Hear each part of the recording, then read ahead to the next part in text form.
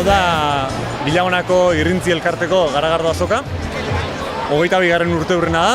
22. urtea Euskal Herri mailan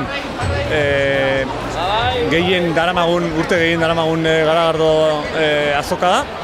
Eta aurten 22. urte hurrena izanik antolatu dugu Bilagonako artisau garagardo elkarte batek Biertok izenekok beraien lehenengo Bilagonako garagardo artesanala atera dute, osteguna aurkeztu zuten, eta jendea oso gustora dago, ja bukatu da, garagardoen izena Zapa da, eta hemen tabernatan ere salgai dago herrian.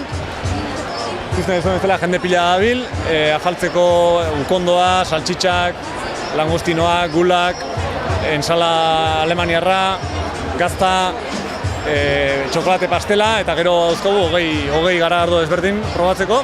Mundu guztikoak, Belgikakoak, Alemaniakoak, Australiakoak, Euskalduna esan bezala, glutenik gabeko garagardoa ere badaukagu, alkoholik gabeko garagardoa ere bai.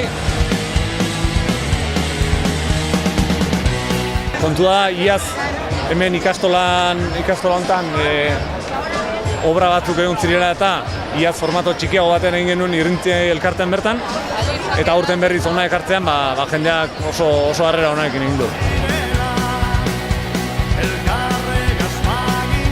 Balorazio oso positiboa, bihar azkeneko eguna, eta gero herriko jendearentzat urtero bezala festen aurrerakin bezala ikusten dugu. Festak asteartean hasten dira, astelehenean daukagu denok deskantzatzeko aukera, asteartean berriz indarrez hasteko.